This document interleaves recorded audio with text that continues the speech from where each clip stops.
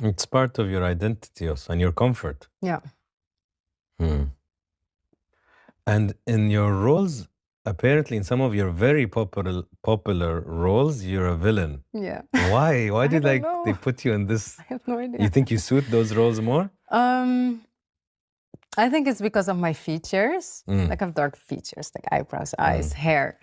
I think it's because of that. And I can do a good resting bitch face, you know? So I think it's because of that. And in Turkey, the series, it's always when like the rich guy, poor girl, rich girl, poor guy, and the poor one is always the sweet one. And they didn't find it suiting, like it didn't suit me to play a poor girl. I'm tall and I like, it didn't fit in their opinion. So I was the villain. And I had a hard time first playing because I was very naive and I actions and I'm gonna say Kara Sevda. I was like, Jesus, like I would never become friends with her. But I loved her. I loved playing her with her. And in the beginning, I was like, how do I do this? And you know, like how do I play this character? And then I had a click with Asu, and oh my God, like the thoughts that came onto my mind when I read the script, like I'm gonna do this and that, and I had so much fun. And it was so cool to be the villain in that story because in my normal life, I would never think about those things, you know? That's fun. And it was so much fun.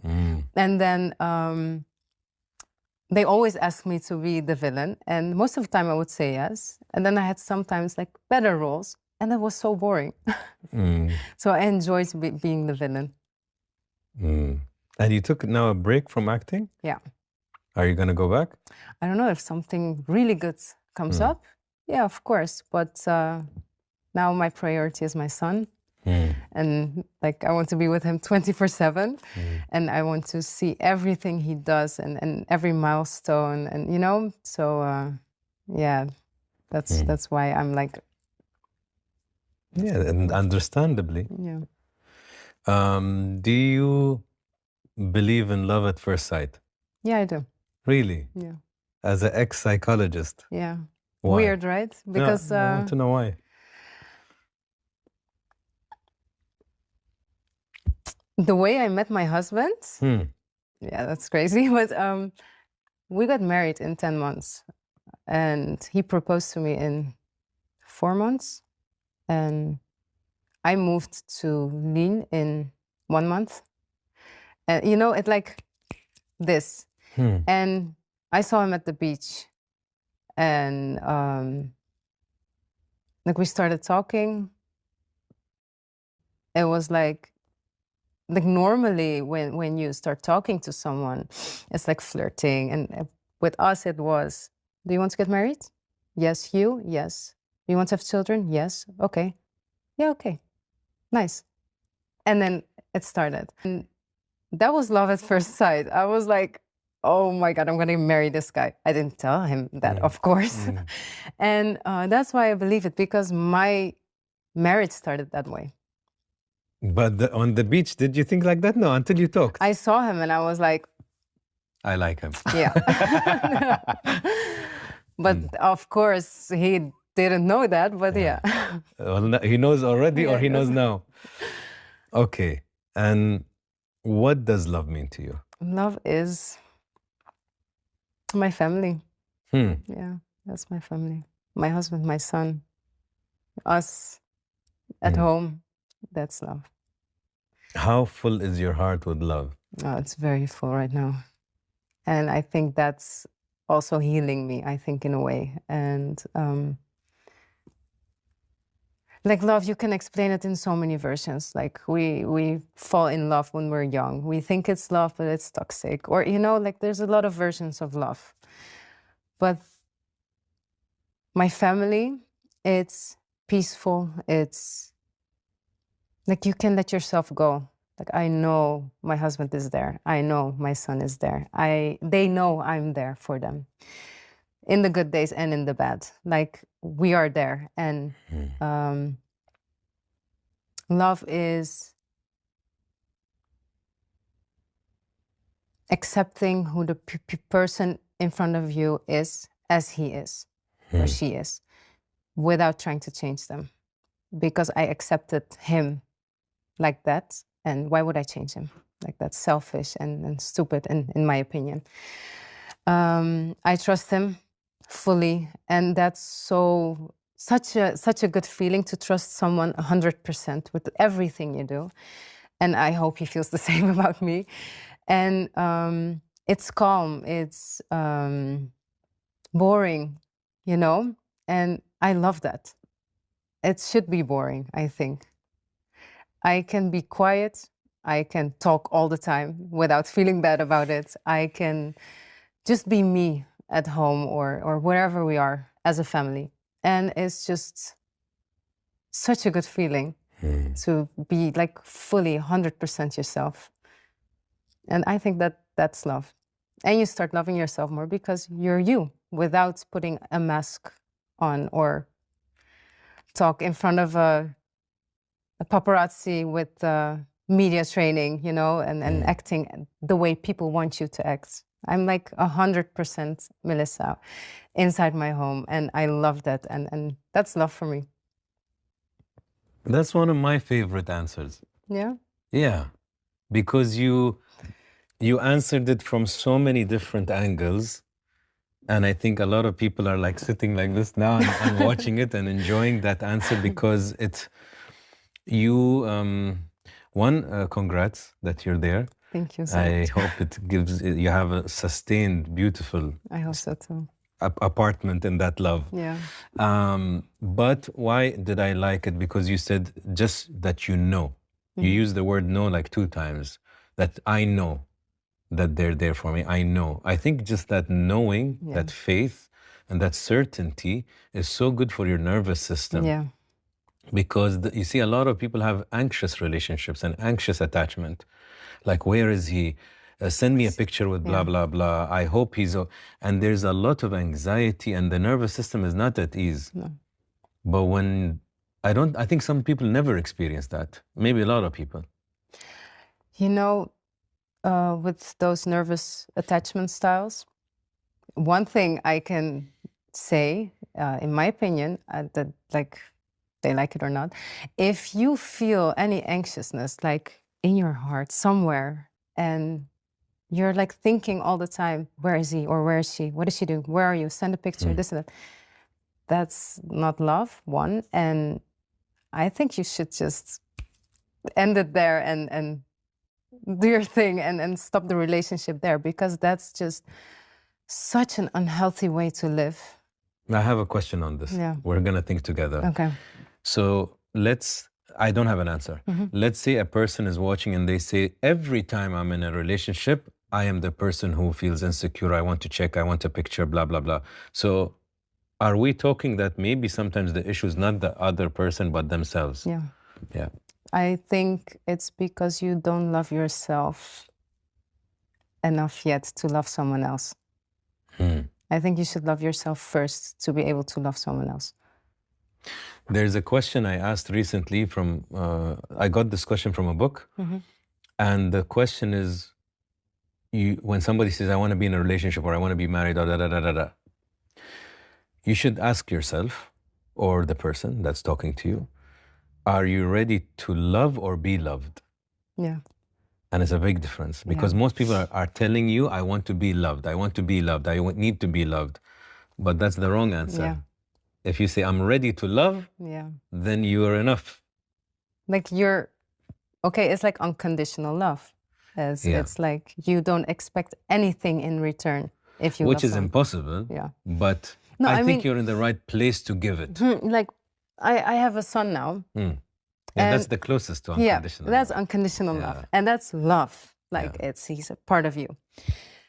And my husband, let's say, unconditional love, I feel that with both of them. Yes, my son can, sometimes when I'm not around, he just ignores me. And at that moment, he probably hates me that I'm not there. I love him.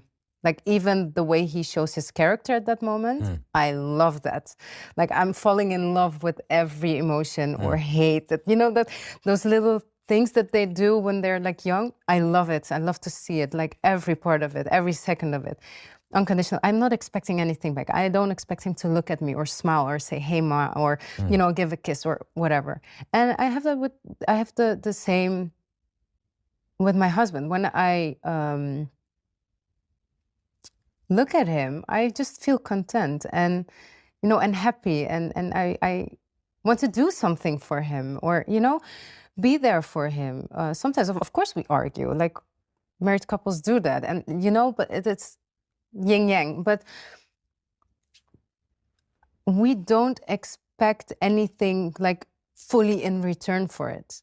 I like the Like word if fully. like two different people who chose each other to do life, and he loves me, I love him, and we do life together. And I don't expect anything like fully again, like and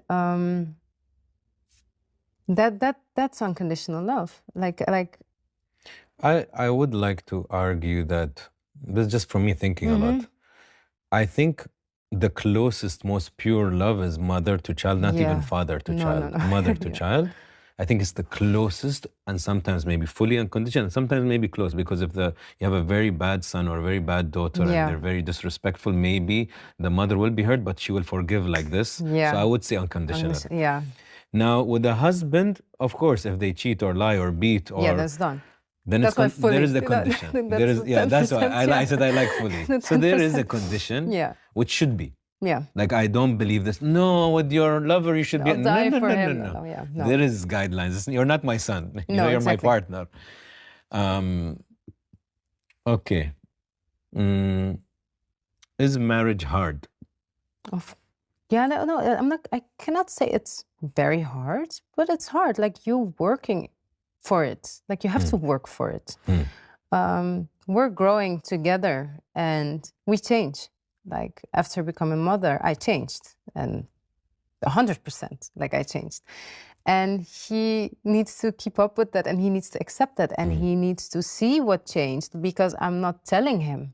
Like I'm not like, I changed like this, like he is growing with that also, and he needs to accept that. He sees another, like 3 years ago I was different, now I'm a different woman. He changes too, he's getting older, he became a dad, he's a husband, he is providing, he's working, So it's hard, like you have to work for it, you have to accept the changes, you have to accept the opinions of one another, because it's not like we have the same opinions on some on things, like we don't 100% fully agree on the same things, like he is a different person, I'm a different person, but you have to find the path that you're gonna walk on together. And that's why it's hard, but I think it's also beautiful, because now when you look at the world, people are so selfish that they don't even accept a different opinion. And maybe that's why it's harder for them. Like that's why you can say it's hard. But if you're open for it and that's how you want to live your life, it's doable. Are you a better mother or wife? Two totally different things. I don't know. I'm still learning to be a good mom and a good wife. Like I don't know. Like I'm just going with the flow, and until now I feel good about it. Good. Yeah. What would you want your son to learn about women from you? About women? About women from you.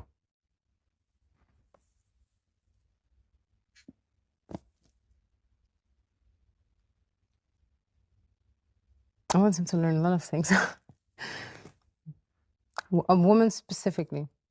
Because you're a woman, you're going to teach him some things about not women. Relationships or it could be. I want him to respect women, that they have an opinion also, that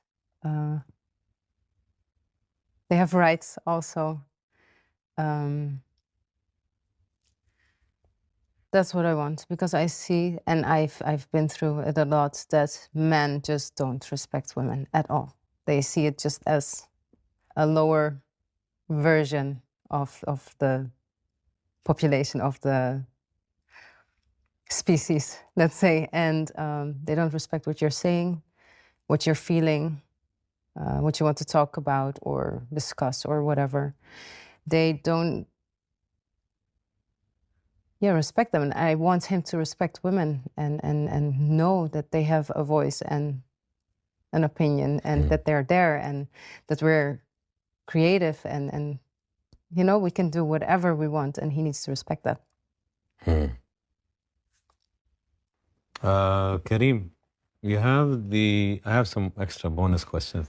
White card, والcocology, card game. Oh, nice. I have a package for you. Okay, we'll start with this one. There's one I think you're gonna really like. Okay. Okay, Melissa. Do you think opposite genders can maintain a relationship as friends without any romantic or developing a love interest?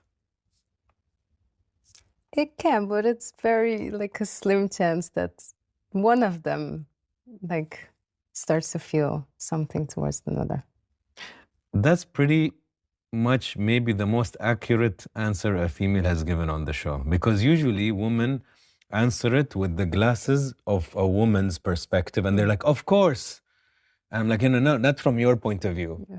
Like from your experience, the guy you thought was your friend who suddenly Not your friend anymore. not your friend at one moment, and then they're like, Yeah. And you know what I like to prove to women who say like, no, of course. Yeah. I'm like, okay, if you went one day for a kiss, or you just put your hand, like you said, will he hold your hand or will he kiss you back?